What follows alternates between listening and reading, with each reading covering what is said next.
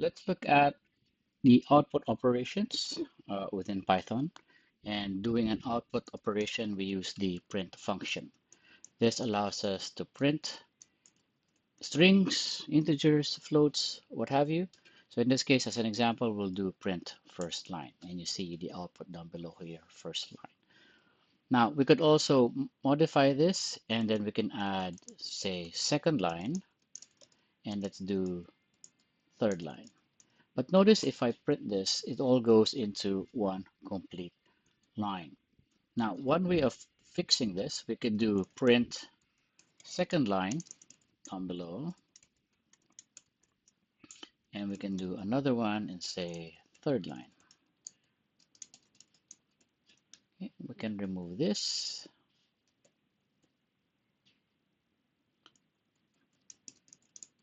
And if you run this, then of course we have that. So when you use print, it'll always add a new line after that. So we do print first line, second line, and third line. If you want to put spaces in between, you can simply put in print and an empty parameter. You don't need to put in a empty string. So if I run this, notice that we have the space there.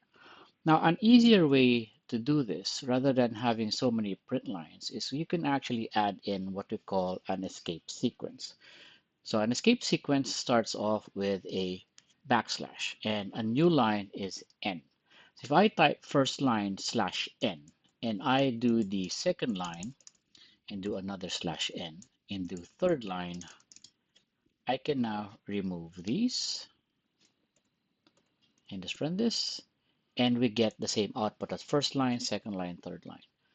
And we inserted an extra space after first line a while ago. We can do another slash n, and if you run that, you get that line as well. So you can do multiple print statements, or you can do first line, second line, and third line. Now let's modify this a little bit again, and let's put back the entry we put in earlier where we did print first line, then we had another one called second line, and we have third line. And again, the output, we get this. Now, let's say, for example, you wanted to do this, but you wanted them to come out one after the other. You can actually place here and specify another parameter and do end equals and then a string.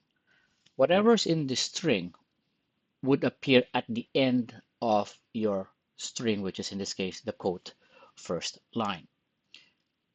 What this does is that rather than print adding a new line automatically, you're saying at the end, don't put anything. Okay? And if I do the same for my second line, oops, after the quote, and we do end.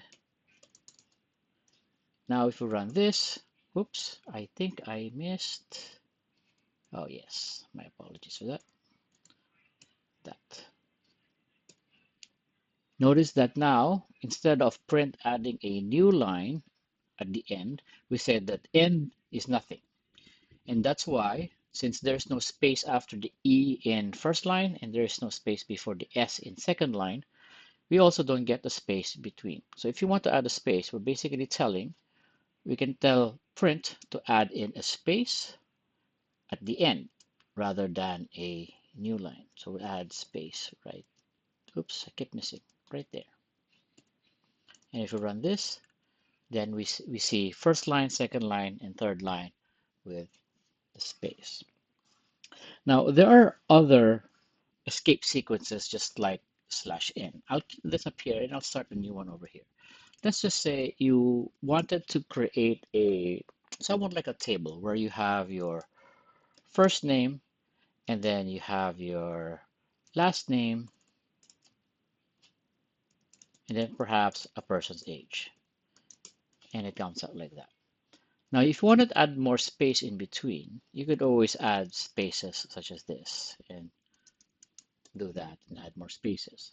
Or there's another escape sequence called a tab. So slash T is a tab. So if I remove these and put a slash T and I run that, I get the tab spaces.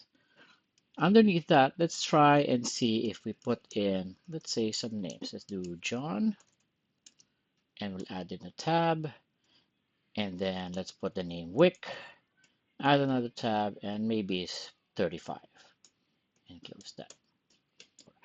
But notice that it doesn't align really well. But if we do another tab here, maybe that Wick would align to last name, and let's put another tab here before 35, and maybe that would align with age, and it does. So you do have the spacing, the tab stops, similar to what we do in Microsoft Word. So you can do this if you want to format a particular table, for example. Now, let's just say you wanted to print, oops, keep that as a small p.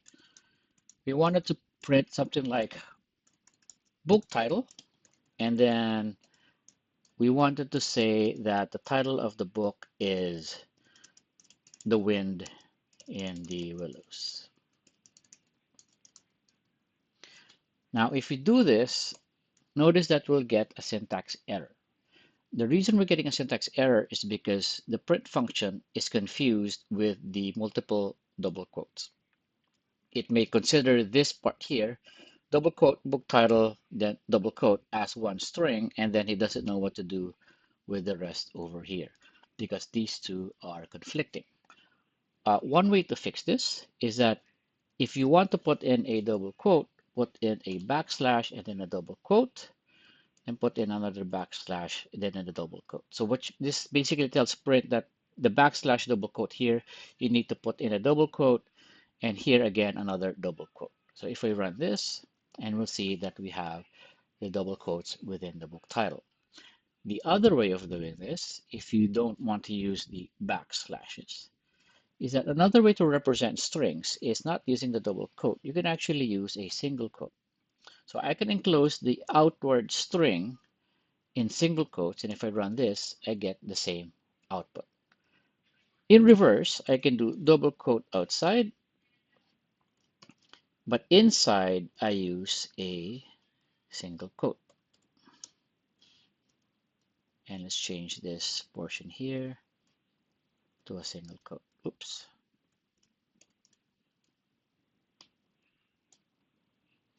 My apologies for the skipping of my keyboard. And I accidentally deleted the double quote outside.